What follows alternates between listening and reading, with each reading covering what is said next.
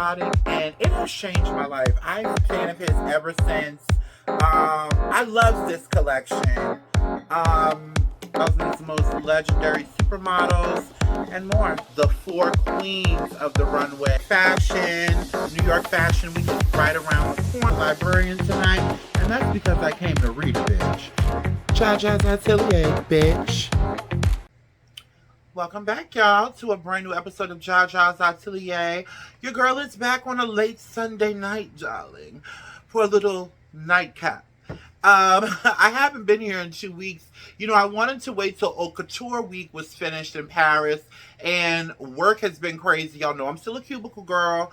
But also, unfortunately, on the 2nd of this month, I lost a good friend of mine. His name was Dexter Holmes. And he was battling cancer for, I believe, the last maybe year and a half now. And unfortunately, he succumbed. But it's kind of strange. You know, those of us that are in our mid to late 30s, knocking on the door of 40, I think we're kind of all like going through like a little bit of a midlife crisis. Like we're looking around at the people, at everybody that used to be in our circle or that we knew, even just an acquaintance that we went to school with. And some of those people are starting to fade away. And it's a sign of how old we're getting. It's also a sign that life is really precious. Um, my friend Dexter leaves behind three beautiful, beautiful children, two girls and a boy, and a really, really beautiful wife, beautiful on the inside out. Her name is Kansas. So huge prayers and condolences to their family. Um, it's just really sad. Dexter was the coolest, least judgmental, so laid back. He actually knew me before my transition. And so sometimes from time to time, you know, he would forget, but he'd be like, oh, you know, just the most easygoing person you could come across. If you ever pissed him off, you know you really done fucked up, because he was just really sweet and loved everybody. Dexter, you will be greatly missed. Again, my condolences to his family. Um, yeah, it's crazy. I can't believe I just said that. I have known him since I knew him in school from like seeing him around, and then as I got older, I knew him for like the past 14 years almost, really. So it's just crazy. And it's really, we're not really, really close. So I didn't think I would be this shook up by it. It was just, you know, it was a very, very friendly acquaintance.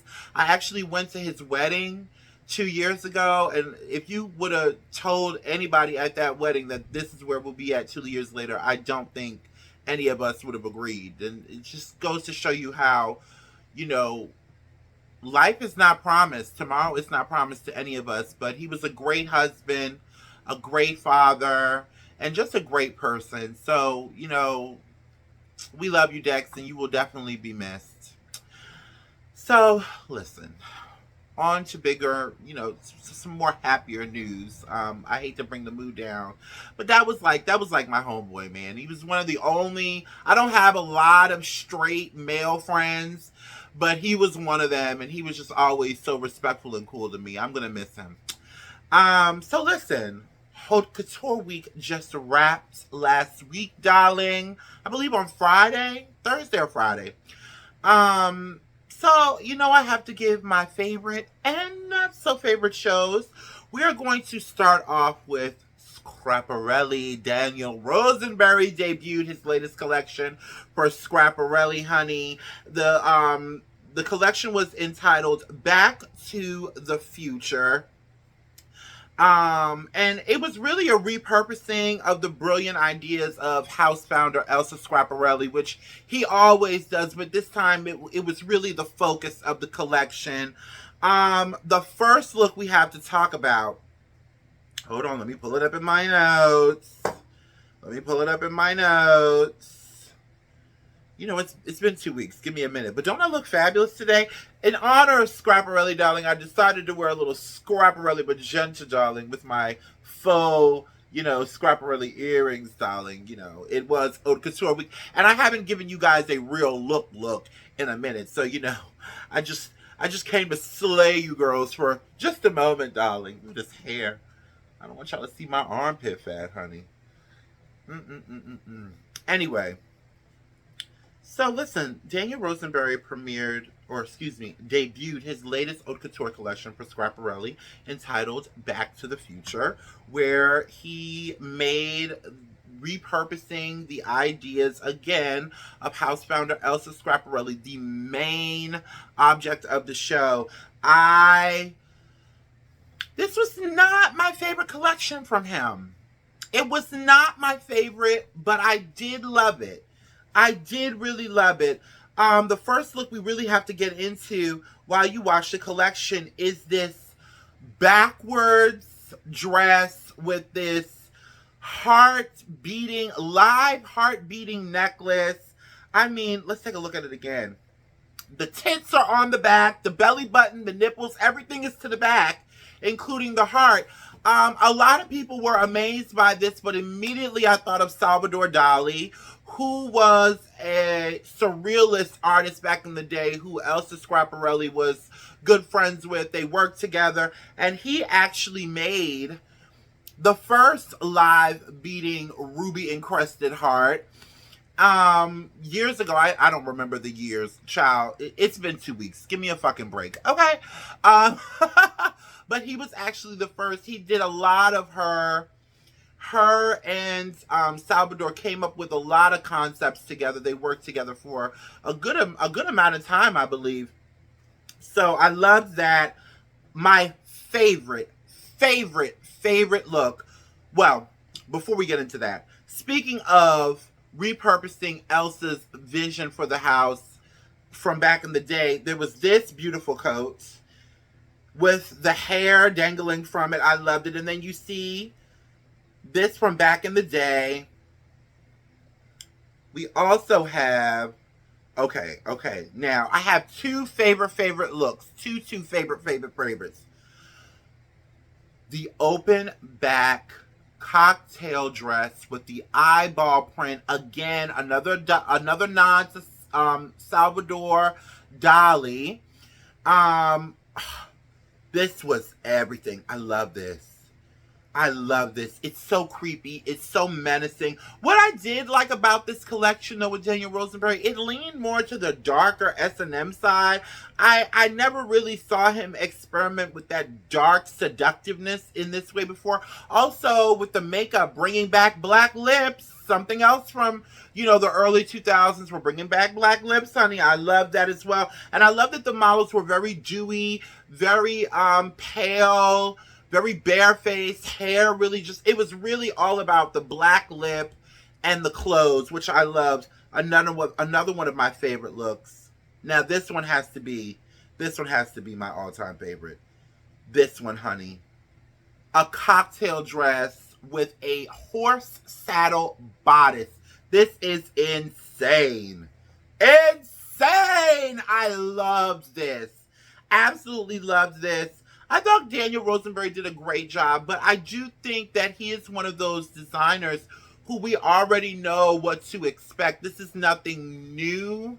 We love Daniel Rosenberry, but it's nothing like out of the ordinary. We've gotten so used to his genius in Schiaparelli, which is, I think, a part of the reason why it wasn't my favorite show like it has been in years past.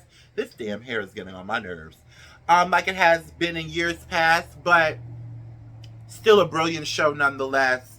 What else do we have? Oh, I also loved, before I get into this little surprise bit of information, I also love these Matador suits as well.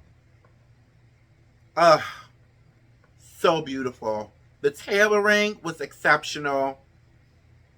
Gorgeous. But before I move on from Schiaparelli, now, back in January, let me light a cigarette. Back in January, honey, I made a look inspired by Terry Mugler with an exposed tiger diamond encrusted thong. Exhibit A. Now, this is back in January.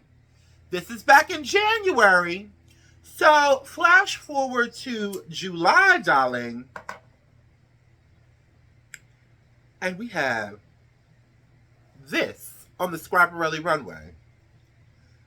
Same kind of idea, just in a full gown form, still with the illusion mesh, still with the exposed thong, still with the black and silver. Honey, when I tell you, I saw this and I was like, wow.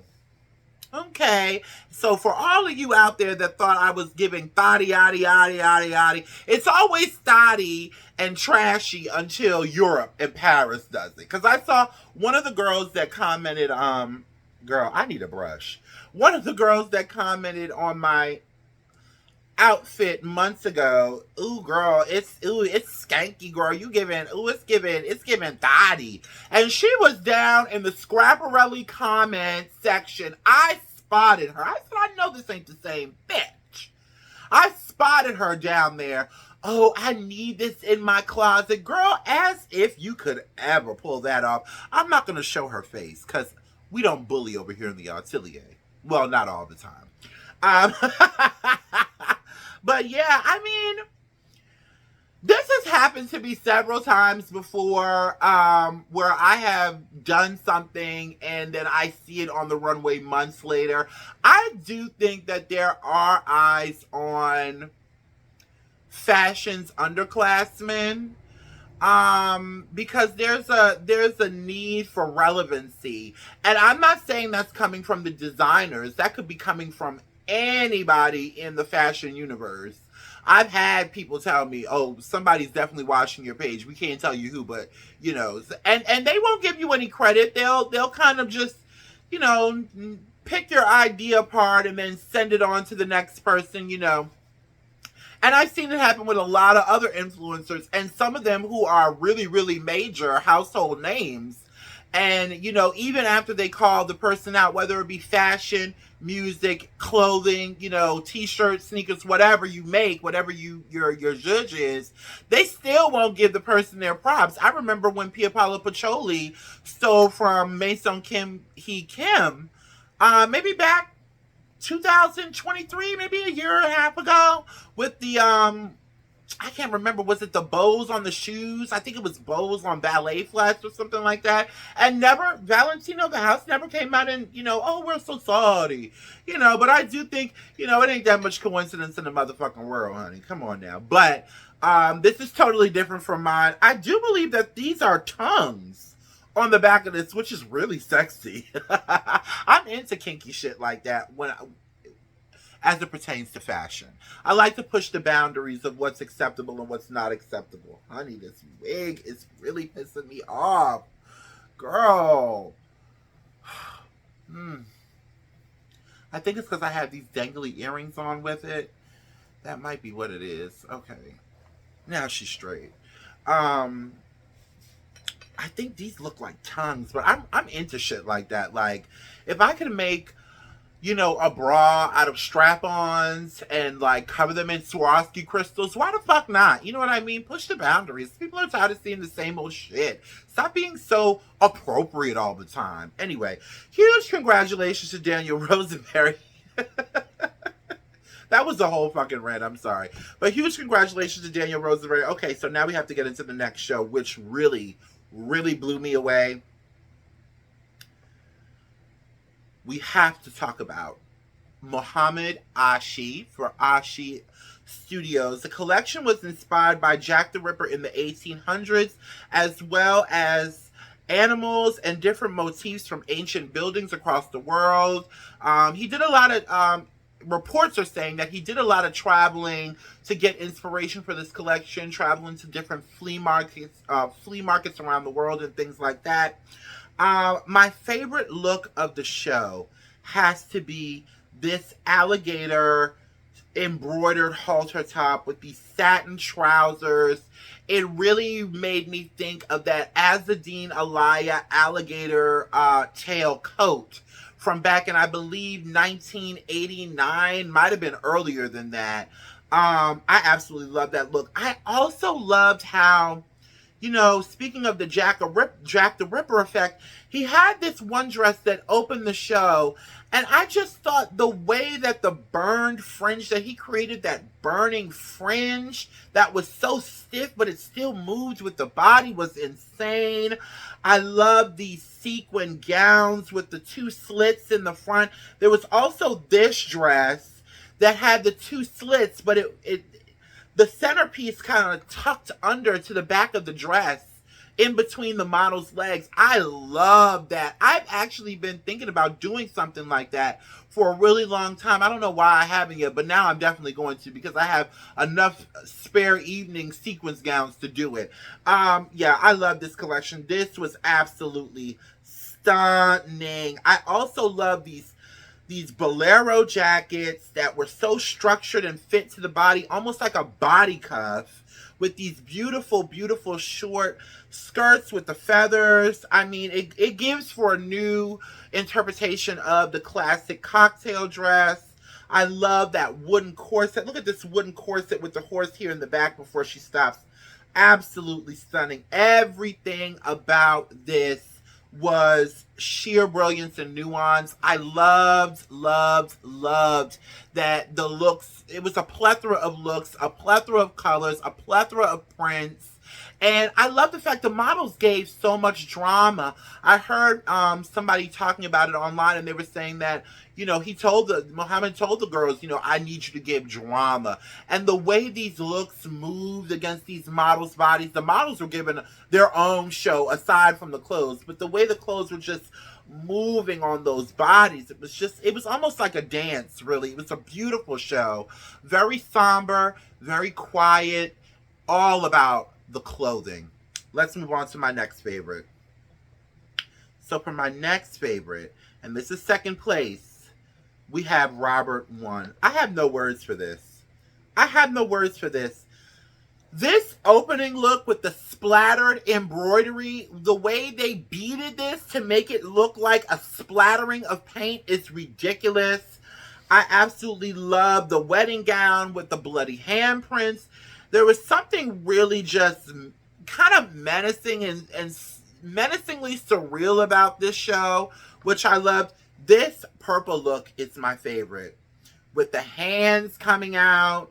I mean, it gave me Jean-Paul Gaultier Fifth Element, very nuanced.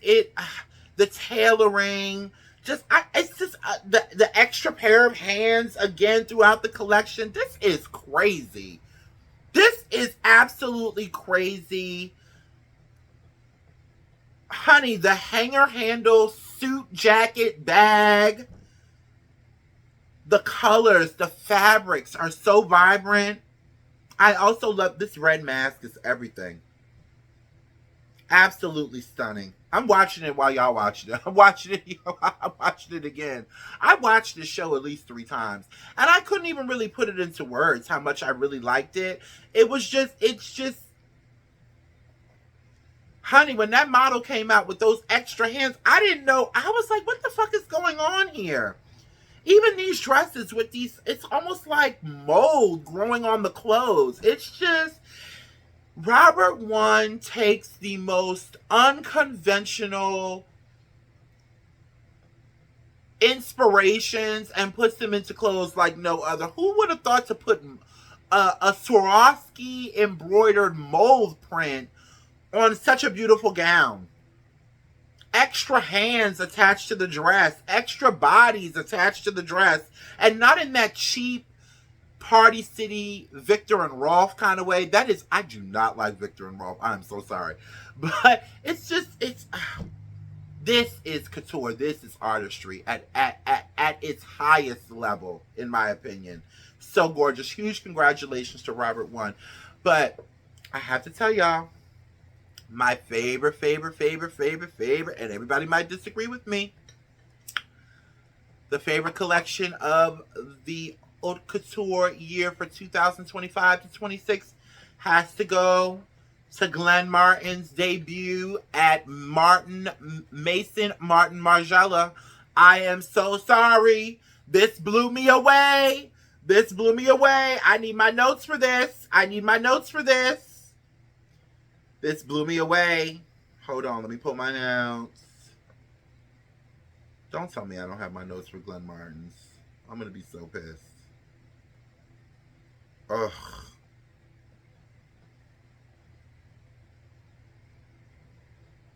Here we go.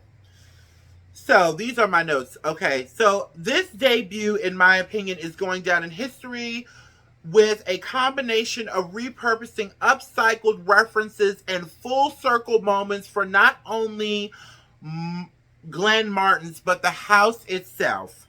The models slither down the runway with faces covered in menacing masks, which is a definite ode to not only the archive but Martin Margiela himself, who is, for the most part, very, very private. You hardly ever see Martin Margiela out. I don't think I've seen him at a fashion show or anything in years. And that's just me. Maybe some of you have.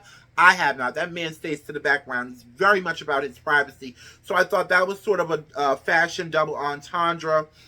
I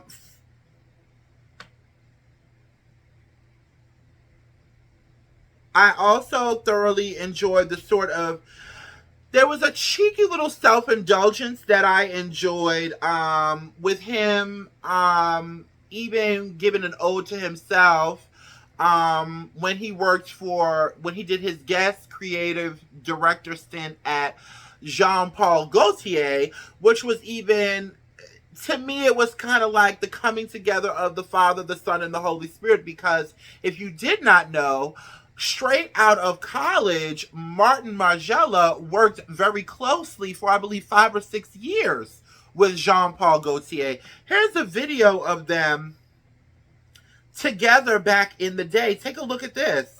Jean-Paul met Martin when Martin won the Antwerp Academy Award.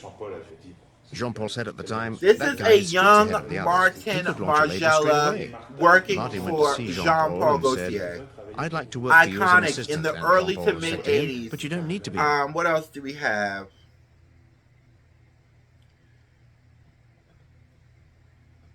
Using materials that seem... Okay, so another thing that I really loved about the show, which is also very Martin Margiela, to use unconventional, materials to create these mind-blowing, pieces of fashion. Glenn Martin's did the same thing, but, this is his debut collection for the house.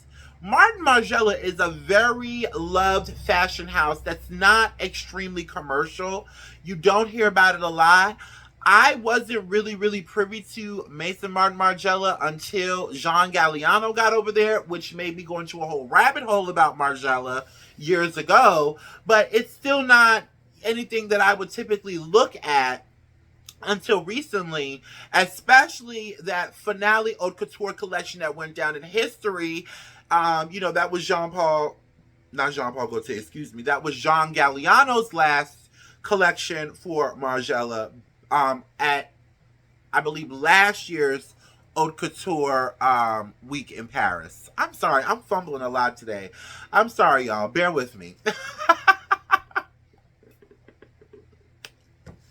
I'm looking all cute and stuff, and I'm drinking out of a damn gas station cup. Anyway, so yes, huge congratulations to Glenn Martin's. Glenn Martin's used to design for Diesel, and he was doing amazing things over there. So we talked about Glenn Martin's going to Margiela. This was the big debut of the haute couture season. It was the only debut of the haute couture season, I believe. Speaking of debuts and goodbyes, we got the last couture collection from Demna at Balenciaga. Of course, he had Kim Kardashian walk the show. Naomi Campbell. I didn't hate it. I really didn't hate it, but, I'm ready for a new wave of Balenciaga. It's been too much going on over there, and with Demna at the helm, and a lot of people were disappointed in what he was doing, especially after the scandal. He's an amazing designer, amazing designer. I'm not going to take anything from him, but we'll see what he does at Gucci. So, Also, my least favorite collection of the week. Oh, good God, Chanel, what is going on? Um, this Chanel show is proof that Karl Lagerfeld is really dead, and the designers that came up in that time were kind of like once in a lifetime, like shit we'll never see again. And I think a lot of people came down on the show, but I think we need to keep that into consideration. They're not going to find another Karl Lagerfeld for Chanel. That's Karl Lagerfeld is a once in a lifetime type of designer, along with Terry Mugler, along with Herbert Givenchy, along with Tom Ford, who was recently retired, along with Jean Paul Gaultier. Those sets of designers, those are long gone. So in one breath, I hear people complaining like, "Oh, this is awful, blah blah blah," and I get it. But that's not to say a lot of work wasn't put into these looks. They were. They're just ugly. They're just not. They're ugly. They're ugly. High fashion for Alaska. Yes. I didn't like any piece. I didn't like not one piece. I didn't like the moccasins.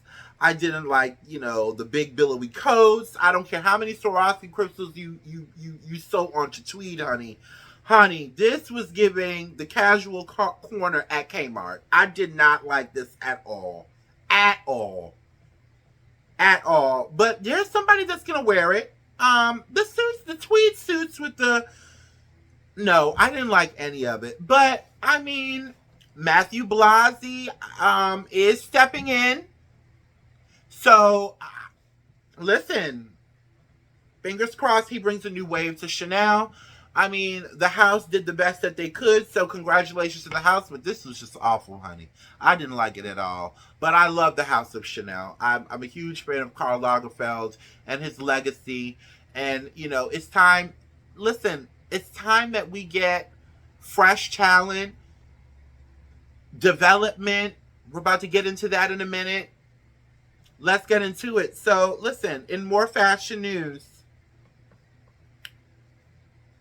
Doechii is covering the August 2005 issue of British Vogue wearing Givenchy by Sarah Burton, her latest collection that she just debuted in Paris a few months ago.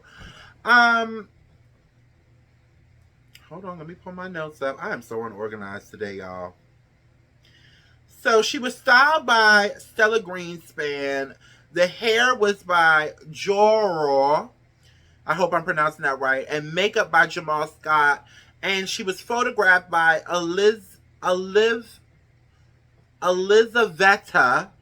Poradina. Okay.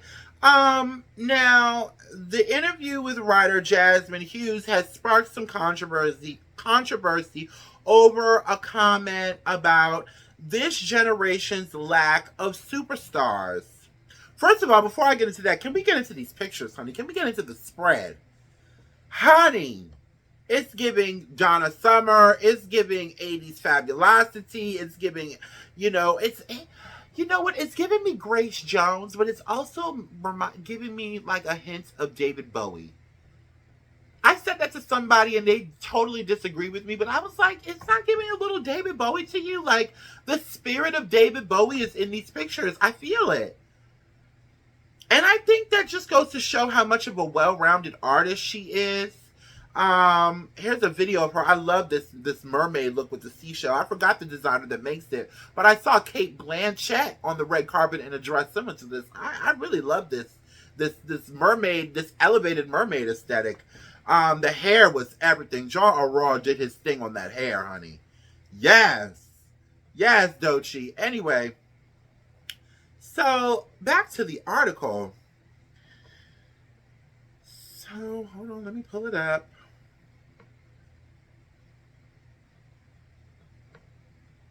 So she says, in the article, she says, we don't really have a superstar of this generation yet because there hasn't been enough time. She told the outlet from a studio in North Hollywood. She continued, when when I look at pop culture right now, I'm just trying to figure out, okay, what does a Doshi superstar look like? What does it take to make that? I have no clue. So a lot of people were going back and forth online about this, and listen, I think a lot of it has to do with, again, social media has got everybody searching for their moment. Okay, somebody better get pulled over on the highway. All right. It's got everybody really reaching and thirsty for their moment. Sometimes in a good way, sometimes in a bad way. When that happens, entertainers from years before sometimes just don't know how to let go here lately. I said it. Then you have the young ones who aren't being guided because the generation before them is too busy trying to be the generation with them. So there's no artist development. There's no, training, in my personal opinion. Even when we're talking about stage presence and, what to wear and how to interview, and, there's none of that anymore. None of that. And that can be a good thing, but it can also be a bad thing. Excuse me. Then we also have this new wave of microwavable pop culture where it's a constant need. It's a constant need. And when you have a constant need for something, that product is not going to be as good as the original. If I'm constantly giving you song after song after song after song, you'll be like, all right, girl, album after album. It's like, damn, like we live in a world of singles. I remember Missy Elliott's albums used to come out once every 2 years. I would have to sit with that album for 2 years. And we loved Missy Elliott so much that we would keep that CD in rotation for them 2 years until she popped off again. The only artists doing that right now, it's only 2 artists doing that right now. And they are from the generation before this one. And that's Adele and Beyonce. And I'm sorry, ain't nobody in my age bracket is going to tell you there's another female artist that's going to knock Beyonce out her spot. The same way that there was no R&B group, male R&B group for our parents that could kick the Jackson 5 out their spot, there was no, all-around pop male singer that could kick Michael Jackson out of his spot. Same thing. Same thing. I think the difference is our parents, knew how to just, all right, this is a new wave. Like my dad jumped on the new wave when it came around. My dad was a principal, so he had to be up on all the latest shit. You know what I mean? But this generation, the generation that we grew up with, the Ja Rules, the Jennifer Lopez of it all, it's just like they don't know how to let go. They don't know how to let go, and just like that's why I like artists like Jill Scott. Jill Scott, she'll pop out every once in a while, but she's doing her tour, small, arenas, not arenas, but small, intimate venues. India Ari, she does her small, intimate venues. She's not trying to be all up in they're not trying to be all up in everybody's face all the time.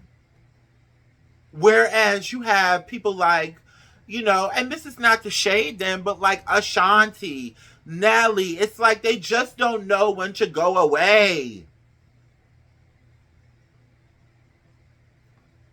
To the detriment of their career. Like you done put out, dare I say, I love Little Kim the Queen Bee, but that music, Little Kim, after Lighters Up, we didn't need no more music from you. We didn't. After Put Your Lighters Up, New Jersey, we didn't need no more albums from you, Lil' Kim. None.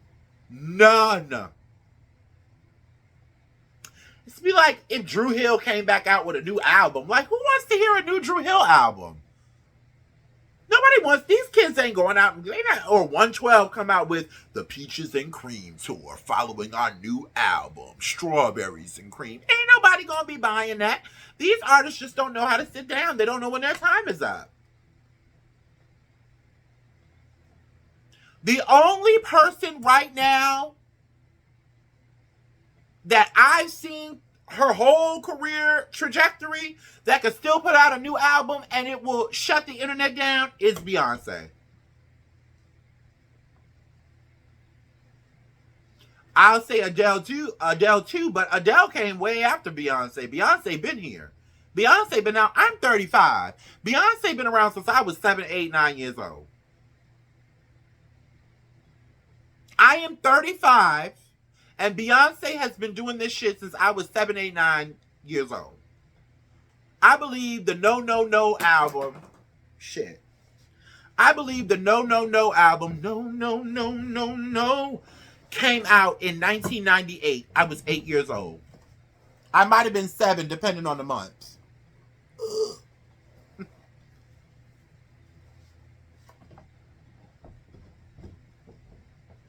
And Beyonce right now is the queen. Ain't nobody coming for that throne. Nobody. Not a Victoria Monet, not a Tiana Taylor, and then I also think, like, I don't know what it is. I don't know if all of us in our 30s are going through a midlife crisis where we just, like, I'm comfortable not being all up in the mix with the young folks and the music that they like. I'm okay with that. Like, I don't know nothing about an Ice Spice. I don't know nothing about, I get into the Afro beats a little bit, but give me some Shabba Ranks, some Cutty Ranks, some Patra. I'm good. Mr. Vegas, I'm good. I don't know nothing about no Thames. I don't know nothing about no Wiz Kid. I know the songs from them I hear on the radio, but I'm not out here searching for it. I'm comfortable with them having their own thing. But the artists that we grew up with, y'all gonna have to let that shit go. Master P. Who the fuck is listening to Master P in 2025 or paying to go see Master P in 2025? Us? Maybe. I think that's what it is. I think some of these artists that we in our 30s grew up with, they just don't want to pass the baton like they're supposed to. And then there's those ones that are caught in the middle, like Drake, Nicki Minaj, Kendrick Lamar. Like, they're kind of caught in between. It's just really weird. It's strange. Like, when I was coming up, we had Bad Boy Records, we had So Def, but we never really gave a fuck about the Isley Brothers and Shaka Khan and shit. Like, our parents would listen to it sometimes, but Shaka Khan and Ron Isley, they weren't all up in the videos, they weren't all up in the mix, and then you didn't have social media following everybody either. So, social media is really good, but it's fucked up a lot of shit. It really has. Like, the way some of these girls get on stage and perform now, bitch, let me tell you something. If some of these girls, and I ain't gonna name no names, but if some of these singing girls got on that stage on the Soul Train Lady of Soul Awards singing like that, oh bitch.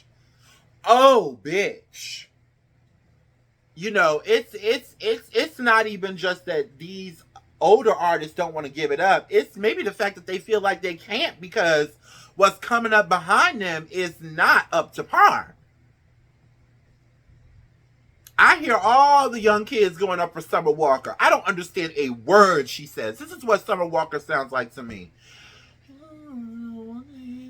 knows me, and he's gonna know you. That acid trip, suicidal, slit your throat R&B. I am not into that. Give me some Blue Cantrell, or give me some Faith Evans. Give me some Mary J. I don't know nothing about a motherfucking Summer Walker. She cute. But that's not my judge. Anyway. So, on to the last story. Now, I'm going to light the blunt for this, because I'm really about to go in. Well, second to last story, because we got some political stuff we want to get into.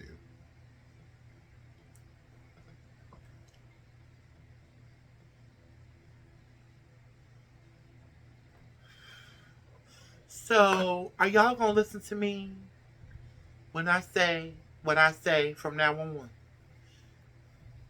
I told y'all something was not right about Anna Wintour's announcement a couple weeks ago, as she is stepping down as editor in chief of Vogue, but still keeping her responsibilities and privileges. Well, I saw this right after the Bezos wedding. It was on a random blog. I went past it. I saw it on AOL. 4 days later, I read it. I went past it. Then I saw it on Yahoo Entertainment and Google. And then it started to click. So it is being reported by several news outlets, as well as Yahoo Entertainment, that, hold on, Jeff Bezos is in talks to buy Vogue from Condé Nast as a wedding gift to Lauren Sanchez, his new concubine wife. And reports are also allegedly saying that Anna Wintour is brokering the deal between Condé Nast and Jeff Bezos. And I was wondering, since when did Kim Kardashian and Lauren Sanchez become so chummy chummy?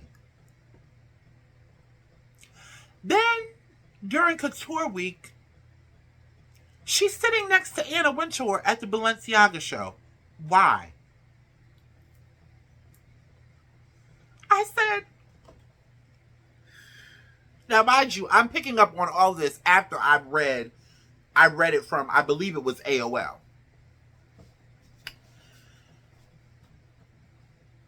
I'm like, this is not Anna Wintour. Ooh, has the chip on the left hand side. This is not Anna Wintour's usual come sit next to me at Paris Fashion Week girly. And at the Balenciaga show, no less. I believe every fucking word. And Anna Wintour, if this is true, Anna Wintour, if this is true, girlfriend, you got a lot of explaining to do. Matter of fact, you don't even have no explaining to do. I'm just hoping it's not true. But, darling, judging from the receipts,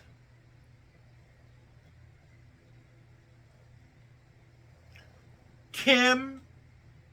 All right, so let me break this down. First of all, let me break it down why it's believable. Number one, Kim Kardashian. Excuse me. Let me back up.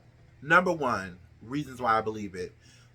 It's not unusual for somebody with that much money to want to buy a magazine or a major publication, because Jeff Bezos bought the Washington Post.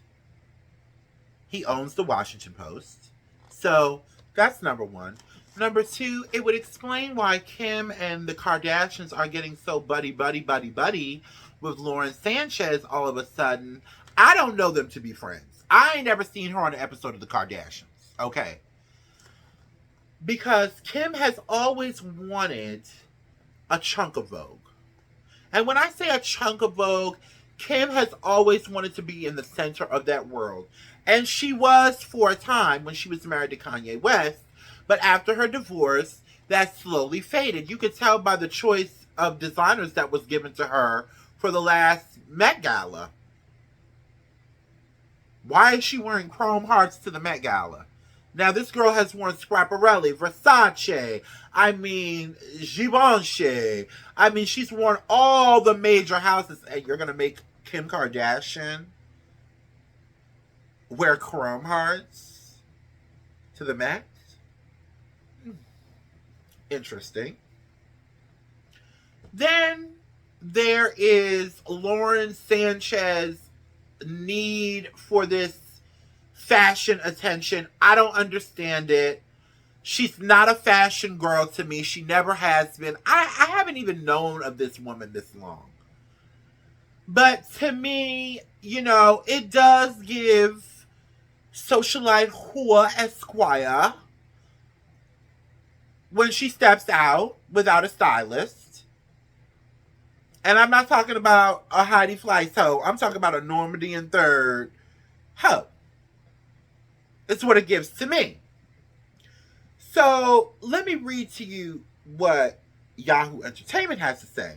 Lauren Sanchez won't take a backseat if husband Jeff Bezos ends up buying Vogue's parent company Condé Nast, amid rumors that the billionaire is planning to acquire the media powerhouse's ownership.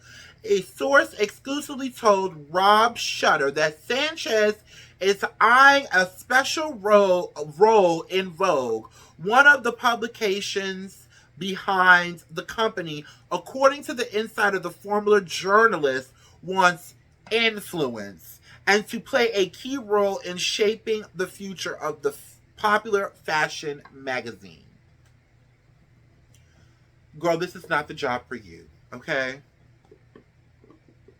We have had great, esteemed Andre Leon Talley, Edward Enninful, what was the lady? She passed away not too long ago. She was the editor of Vogue Italia. She was a genius. Franca, I can't think of her last name. We have photographers like Annie Leibovitz and Raphael Pavarotti, and we have all the designers, not to mention you are a Trump supporter, and we are trying to push the racial barriers of fashion down, and here comes a MAGA Barbie? If this is true, I've already canceled my subscription to Vogue. Because I feel like this is true. And Anna Wintour, girlfriend, I hope this isn't true. And if it is true, I hope you didn't have shit to do with it. Because if y'all are planning on making her editor-in-chief under Anna Wintour, oh girl, I will never read Vogue again. I will never. We still have W Magazine. We still have Harper's Bazaar.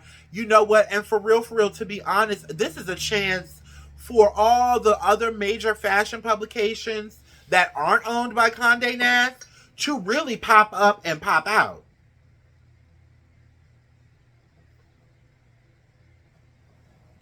This is really sickening to me. Money shouldn't be able to buy culture. Money should not be able to buy legacy. Especially not when when the hands of the money, when the owner of the money's hands is greased with filthy motherfucking alleged pedophilic motherfucking scum. Capitalistic fascist scum. Like Donald Trump. And shame on Condé Nast if this is true. I'm hoping that this is not true, but all signs are leading to the latter. When I saw her sitting next to Anna Wintour at the Balenciaga show, I said, oh, hell no.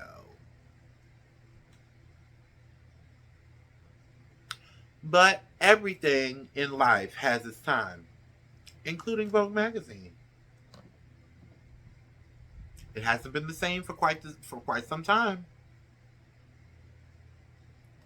Maybe the answer is not to revive Vogue. Maybe the answer is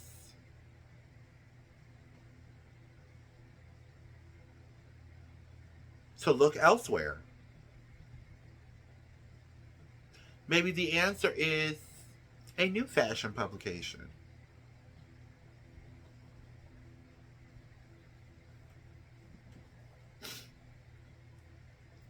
Who knows? Before I go,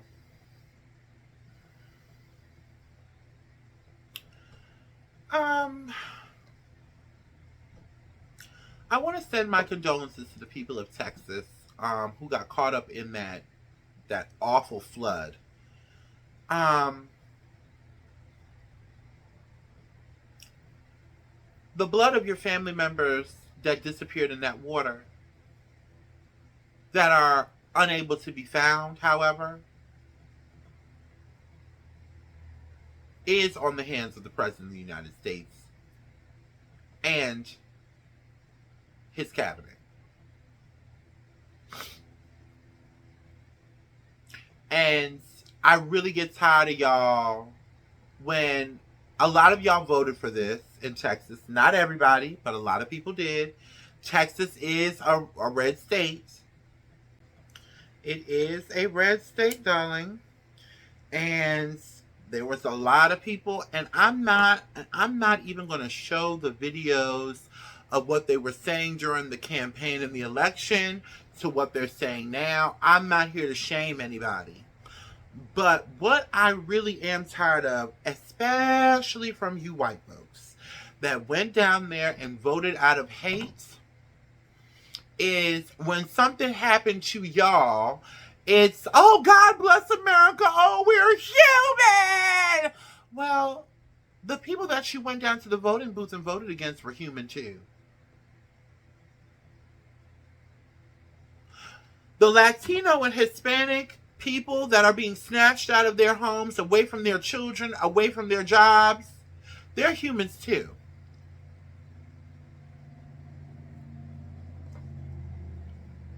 The trans people who are getting killed and their murderers getting away with it, the trans women that are out here, the trans people that are out here losing their jobs when y'all have went and complained on them for simply working and living, they're people too. The black women that you have pushed out of their jobs, that you have cheered on as they have been pushed out of their jobs, they're people too. They're humans too. But why is it you all get to gloat and glorify the bigoted racism, homophobia, Islamophobia, transphobia, and just sheer cracker, red belly, pigtail boiling ignorance? Y'all get to throw all of that at us, but when it's your turn, oh, it's God bless America. We're humans too. Yes, you are human. Which is why the president of Mexico sent her firefighters and her rescue squad teams to come and help you. The very same country that the man that you voted for labeled a shithole country. The very same people who your president labeled as rapists and gang members and drug dealers. So now, now that your house is floating down the main line, nobody can say anything. The world doesn't work like that. If it's one thing I realize more than ever about some of you white folks, and when I say not white folks, crackers, red bellies, possum frying, Watergate making red bellies, your entitlement is beyond. And it's really annoying how you sit up and you play in people's face. You think that ain't nobody gonna say nothing about what the fuck is going on with y'all after some of you very same people was on the internet, on the news stations, in front of them cameras, in front of your phones, talking all of that bigoted shit?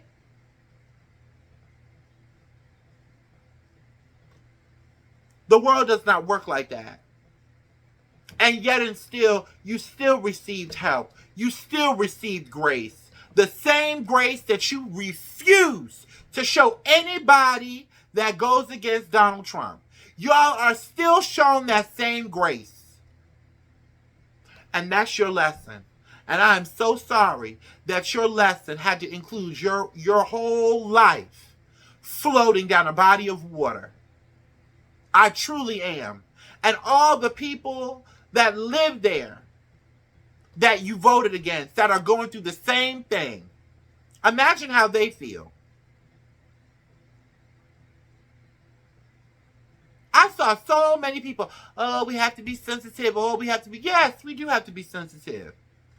We absolutely do. But, you know, our mamas have bailed us out plenty of times. And every time our mamas bail us out, we got to hear the lesson in it, don't we? And the lesson here is, stop being an asshole. Racism does not serve you. That man ain't went to see them yet. That man he said, well, I don't want to get in their way. He ain't been down there to see y'all yet. He ain't been down there to see y'all yet. And is still talking about getting rid of FEMA. Who still has not said anything about rehiring back or trying to get back all of the weather workers that he done fired, which is the reason why y'all didn't get no notification as to what the hell was happening. Racism does not serve you. Racism is a tool to fulfill fascism. It never serves you. It didn't serve you during slavery times, and it ain't serving you now. Remember that the next time you go down to the voting booth. If you ever get to go down to the voting booth again. God bless America, my ass.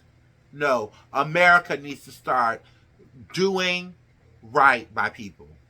The hardworking people in this country.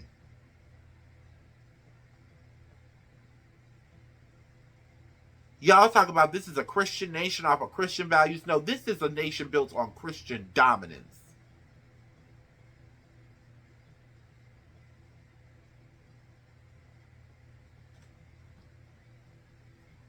Racism and bigotry and lies. Oh, well, since we're here and I got an extra hour. So the Epstein files is gone, huh? Y'all don't know nothing about the Epstein files, huh? Y'all mad about that too. How long y'all gonna let these people play in your face? You know, us in the black community got a saying, not all skin folk is kinfolk. Y'all learning that now, ain't you? Protect the children from the drag queens. They're raping the drag. Oh, I can't say that on here. They're raping the drag queens. They're essaying the kids. The kids. Oh my God, the kids. What the hell you think Epstein was doing with the kids? The kids.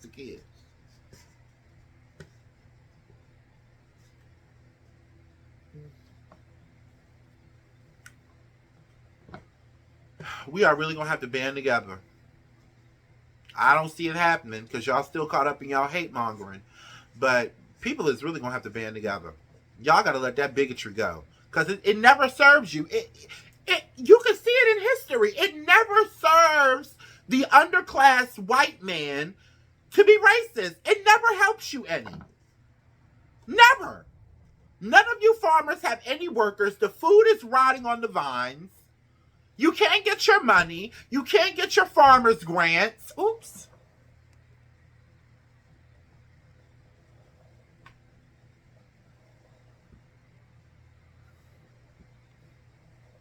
All because you went down there and voted for a motherfucking idiot with a diaper who shits himself. With erectile dysfunction and a thing for little girls, allegedly.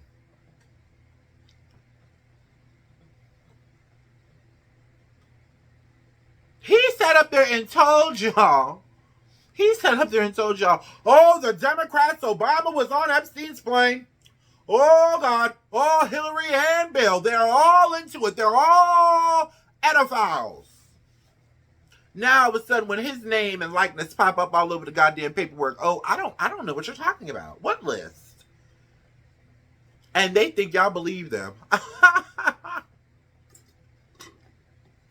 They think y'all were that dumb.